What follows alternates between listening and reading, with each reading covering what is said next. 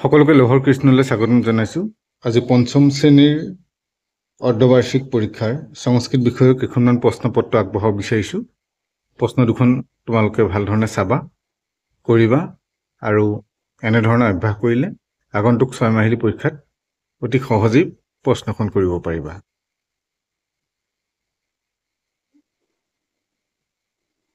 প্ৰথমতে দিছে মাতৃভাষালৈ অনুবাদ কৰা। দুটা তিনিটা খণ্ড আগবঢ়াই দিছে।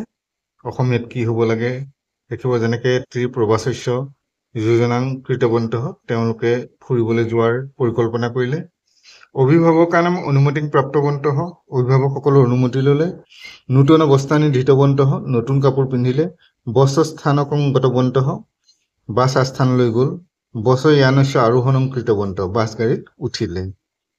তেনেকৈ খ অংশত দিছে কৌশল দেশে সিদ্ধাৰ্থ নামৰ বালকহ আছিল। কুশল দেশত সিদ্ধাৰ্থ নামৰ এজন ল'ৰা আছিল। সহ একদা উপবনম, অগষ্টত সেইদিনাখন বাগিচালৈ গ'ল। উদ্যানম মনোহৰম আছিল, বাগিচাখন ধুনীয়া আছিলে। বহবহ খগাহা তত্ত্ব কলৰৱ কুৰ্বন্তি স্ম, এই শব্দটো ভুল হৈ আছে, কলক্ষম হৈ আছে। বহুতো চৰাই কলকলাই আছিল বা কলৰৱ শব্দ কৰি আছিল। ৰাজহংসাহ স্বছন্দং বিচৰন্তি স্ম, আৰু ৰাজহংসবোৰে নিৰ্দিষ্ট ছন্দগতিত বিচৰণ কৰি আছিল। গ অংশত দিলে প্ৰমোদহ ধনেন বিনাটো ন আগতবান খলো। প্ৰমোদে কৈছে পইচা নোলোৱাকৈ অহা নাই নহয়। ভৰতঃ ধনম, ভৰত ধন, ৰ'বা চাইছোঁ, তিষ্ঠটো পইচামি, ৰ'বা চাইছোঁ। অহো ধনেন বিনা ন আগতবান, পইচা নোলোৱাকৈ অহা নাই। ভৱান অপি ময়া সহ বিপণীম চলতো, তুমিও মোৰ লগত বজাৰলৈ ব'লা। তাৰপিছত 2 নম্বৰ দিলে তোমাৰ পাঠ্যপুথিত থকা বুদ্ধি চাতুৰ্যম নামৰ সাধুটো মাতৃভাষাত লিখা, অৰ্থাৎ বুদ্ধি চাতুৰ্যম যিটো সাধু সেইটো তোমাৰ নিজৰ ভাষাত লিখিব লাগে। সেইটো হিন্দীত লিখিম নে অসমীয়াত লিখিম নে এনেধৰণে বা সংস্কৃতত লিখিম নে সেইটো নুসুধিবা। সেইটো কৈছে যে নিজৰ ভাষাত লিখা। তোমাৰ যদি মাতৃভাষা অসমীয়া তেতিয়া অসমীয়াত লিখিবা, যদি মাতৃভাষা হিন্দী তেতিয়া হিন্দীত লিখিলা। তোমাৰ নিজৰ ভাষাত অৰ্থাৎ সাধুটো বৰ্ণনা দিব লাগে। 3 নম্বৰতে শব্দাৰ্থ লিখত বামতঃ লেখনি, পুৰতঃ জননী উৎপীঠিকা। যেনেকৈ বামতঃ বাওঁফালে, লেখনি মানে কলম, পুৰতঃ মানে সন্মুখত, জননী মানে মা, উৎপীঠিকা টেবুল। 4 নম্বৰ দিলে মংগলাচৰণমৰ প্ৰথম শ্লোকটি মুখস্থ লিখিব লাগে। তেনেধৰণে প্ৰশ্নখিনি চাবা আৰু কৰিবা। 5 নম্বৰতে সংস্কৃতেন উত্তৰং দ্যতাম নৰহ কস্মাৎ পনশ্যতি, হংসস্য ৰক্ষক কহ আছিত, চিত্তকাৰঃ কেন চিত্তং নিৰ্ময়তি, লুণ্ঠকাঃ কিম উক্তৱন্তঃ, ৰাজহংস দৃষ্ট্বা সিদ্ধাৰ্থ কিম অকৰোৎ। তাৰপিছতে 6 নম্বৰতে দিলে সুভাষিতানি 1, তাৰ কি কৈছে প্ৰথম শ্লোকটো তোমালোকক লিখিবলৈ দিছে। 7 নম্বৰতে সন্ধি বিচ্ছেদং সংযোজন চকুৰুত, সন্ধি যোৰা লগাব লাগে আৰু ভাঙিব লাগে। তেনেকৈ নিহ যোগ গুণৈ, নিৰ্গুণৈ চটো লগত আছে। বিপদস তেচাং হিম যোগ আলয়ঃ।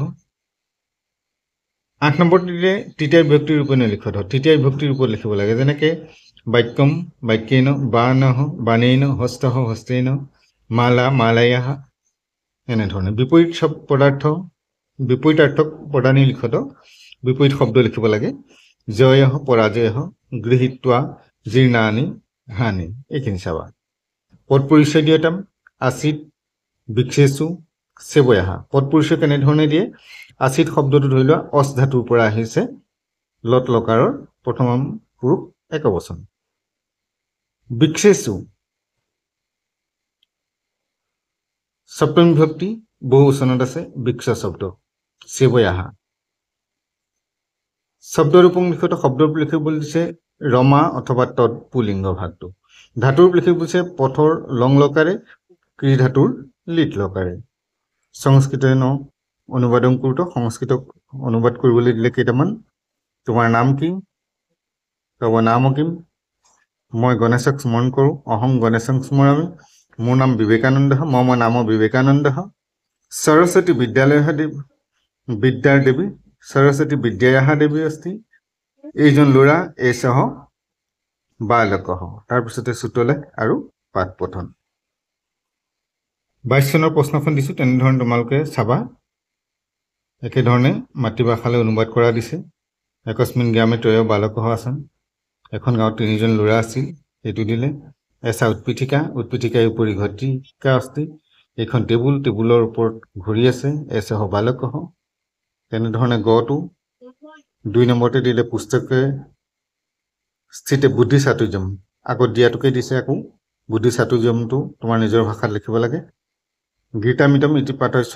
প্ৰথম শ্লোক লিখোতো গীতামিতমৰ প্ৰথম শ্লোকটো লিখিব লাগে তাৰ পিছতে প্ৰশ্ন উত্তৰ কৰিব লাগে 5 নম্বৰ দিলে সুভাষিতানি ইতি পাঠস্য দ্বিতীয় শ্লোকং মুখস্থ এবাৰ আকৌ 2 নম্বৰ শ্লোকটো বুলি ক'লে গতিকে তোমালোকে কোনটো শ্লোক কি নম্বৰ সেইটো মনত ৰাখি পেলাই মুখস্থ কৰিবা ভগৱতঃ ভগৱত্যা দিনাচাৰ্য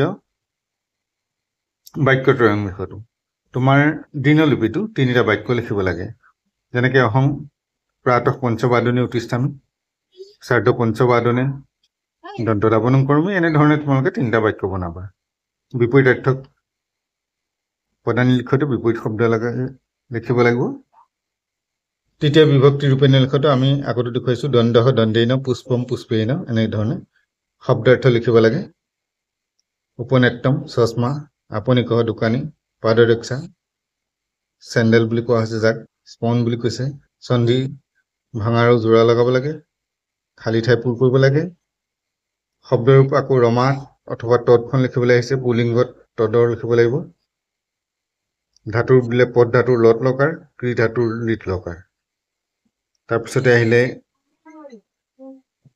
সংস্কৃতলৈ অনুবাদ কৰিব লাগে তোমাৰ নাম কি অধ্যাপিকা গৰাকীয়ে কলমেৰে লিখিছে ল'ৰাজনে চাইকেলেৰে গৈছে মই গণেশক স্মৰণ কৰোঁ আজি শুক্ৰবাৰ তাৰপিছতে সুতলেখনম পাঠ পঠনম আজিলৈ ইমানতে সামৰিছোঁ চেনেলটো চাই থাকিব পৰৱৰ্তী পৰ্যায়ত আকৌ তোমালোকৰ এনেধৰণে প্ৰশ্নপত্ৰ তথা 6 মাহিলীৰ পিছত আমি প্ৰশ্নপত্ৰৰ লগতে পাঠ আলোচনালৈ যাম পাঠসমূহ আকৌ আগবঢ়াম আজিলৈ সামৰিছোঁ নমো নমঃ চেনেলটো চাই থাকিব আৰু চেনেলটো যদি নতুন এবাৰ ছাবস্ক্ৰাইব কৰি বেল আইকনটো প্ৰেছ কৰিলে পৰৱৰ্তী পাঠসমূহ তোমালোকে লগে লগে লাভ কৰিবা